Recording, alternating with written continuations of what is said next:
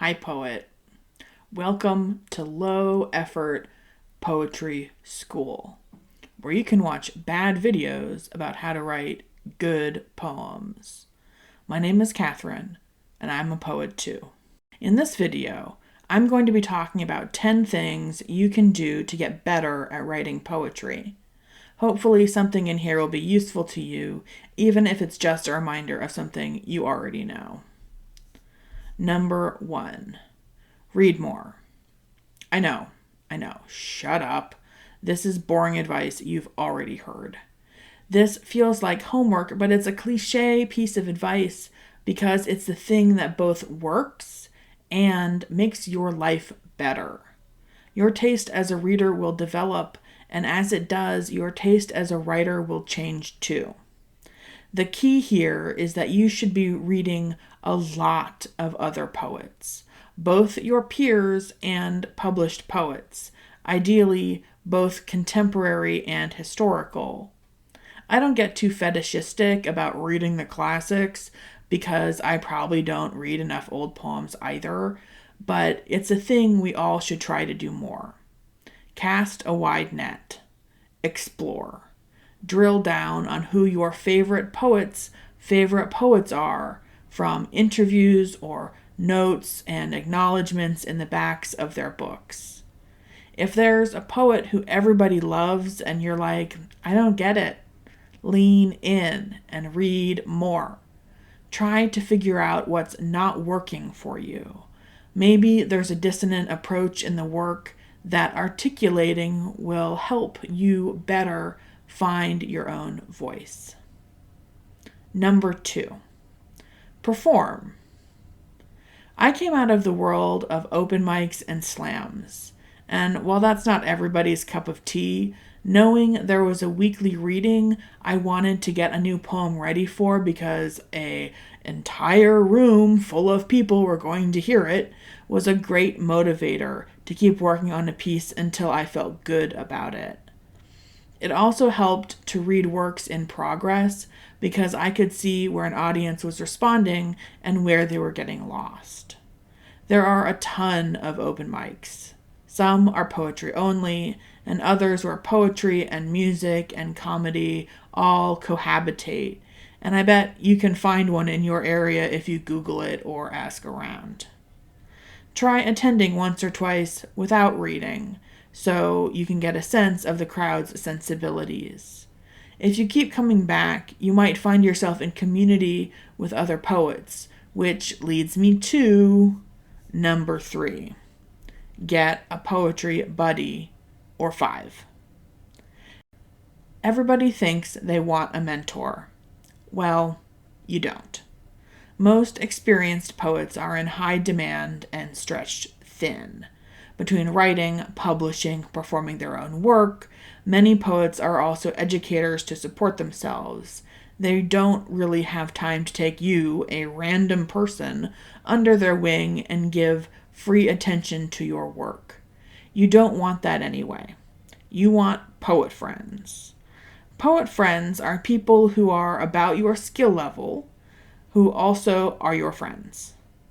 You are rooting for each other's successes, and you are there for each other to provide feedback on drafts, exchange info about what journals are open for submissions, and who to read next.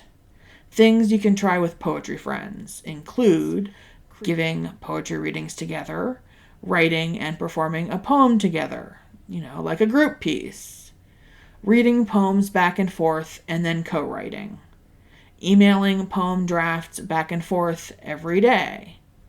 I have done all these things with my poet friends, and I am a better poet for it. Number 4, take a workshop.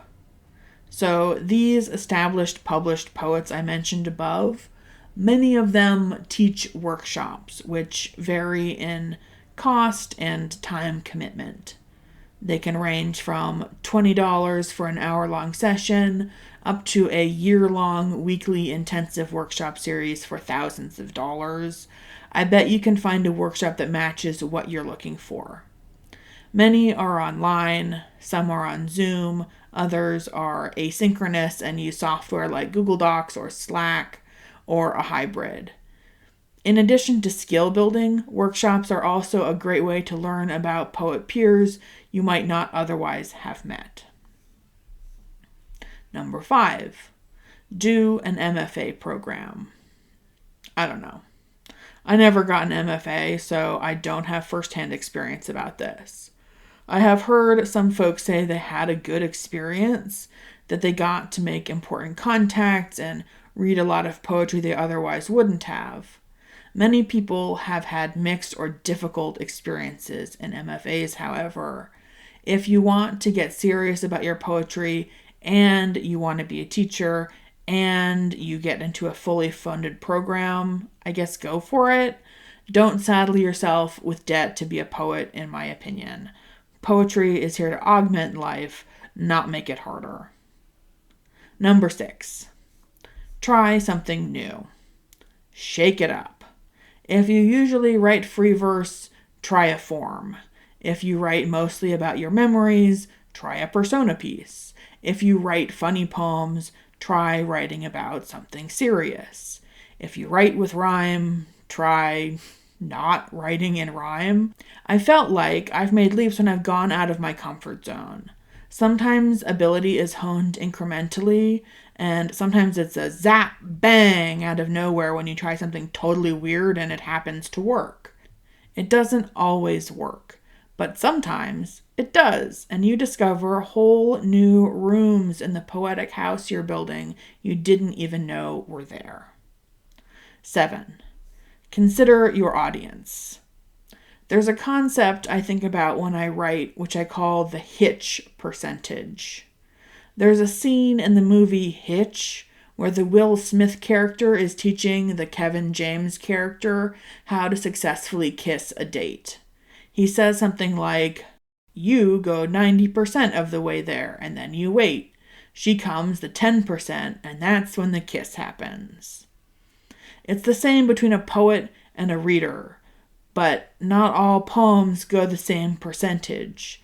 Some poems require more work from the reader than others. It can be really helpful for troubleshooting a poem to ask, am I making the reader come 10% of the way? Or is this more like a 75% of the way poem? Does it make sense for the reader to be working this amount for this poem? And is it pleasurable work I'm asking them to do? Or am I just hiding things to make this poem a puzzle? In what ways might it be challenging?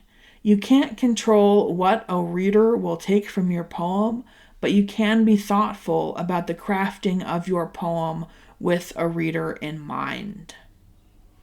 Number 8, remember that better is subjective.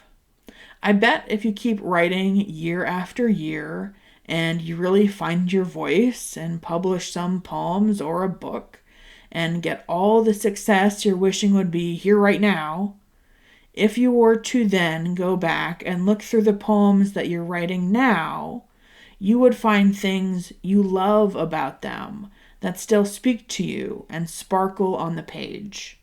Don't lose what makes you want to write poetry in the quest for being good at it.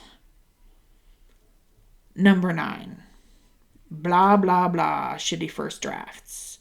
Boring. Number 10, take a break. Let yourself off the hook. Put your poems in a drawer, eat a snack, and touch grass. Get a hobby.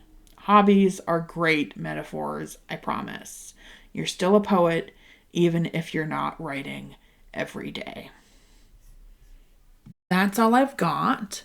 Leave a comment if you have anything about poetry you'd like me to cover in the future, or any of these topics you want me to delve into more. But yeah, that's the end of my first video at Low Effort Poetry School, and thank you for watching.